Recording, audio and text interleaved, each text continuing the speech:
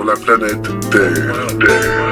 À l'heure où l'ordre de nos villes étudie les problèmes physiques, mathématiques de la mise en orbite de nouveaux satellites, délaissant indécemment son environnement, détruisant la faune, la flore et tous ses océans. Avec ses 30 milliards de tonnes de gaz carbonique annuel, combien d'industriels réagissent à ce problème réel? L'ozone, est-ce une couche protectrice ou une grande béante couverte de cicatrices? Parlons des mers que l'on déverse dans les rivières, les mers sous les aspects les plus divers que l'on tolère. Doit-on fermer les paupières?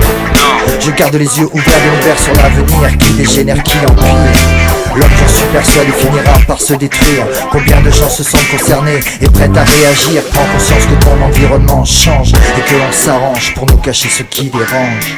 Prends conscience que ton environnement change et que l'on s'arrange pour nous cacher ce qui dérange. De plus en plus de comportements étranges s'anisent sur le triple 6 de l'Europe jusqu'au rive du Gange. Prends conscience que ton environnement change et que l'on s'arrange pour nous cacher ce qui dérange.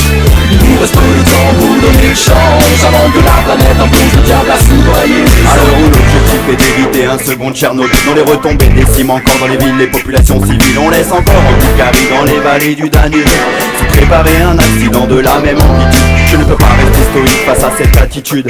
Tu ne peux pas laisser le vice devenir une habitude. Nous ne devons pas laisser nos fils vivre dans l'inquiétude. La fin du monde s'esquisse, le chaos règne du nord au sud.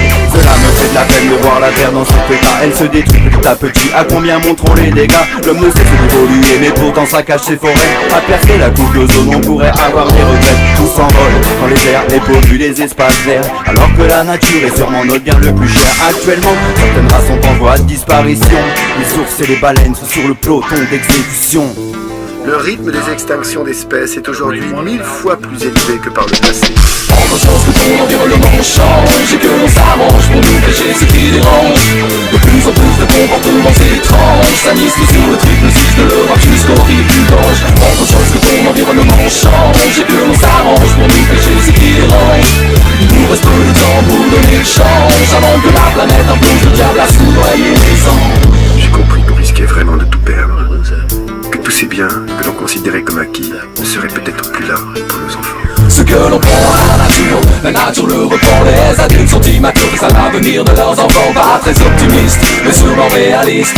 La santé du globe s'aggrave et c'est ce qui m'attriste. Par-delà les mers riches et nourricières, les forêts équatoriales sont les mouvements de la terre que l'on abîme. Des signes tronçonnés suppriment. Le constat est alarmant et tout le monde fait mine que tout va pour le mieux dans le meilleur des mondes. Que la planète bleue est toujours aussi féconde. Il en est autrement de l'actuelle situation des zones pourtant fertiles rendues stériles où règne la désolation. Le danger, ce n'est pas ce que l'on ignore, c'est ce que l'on tient pour certain et qu'il n'est pas. Nous sommes confrontés à des conséquences totalement inéluctables.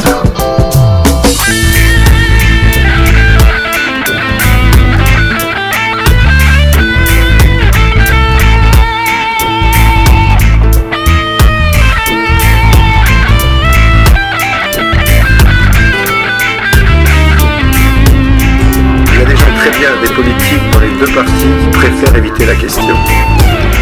Car s'ils admettaient que le problème existe, l'obligation morale d'opérer des changements radicaux deviendrait incontournable. Les générations futures risquent fort de se poser la question: à quoi pensaient nos parents?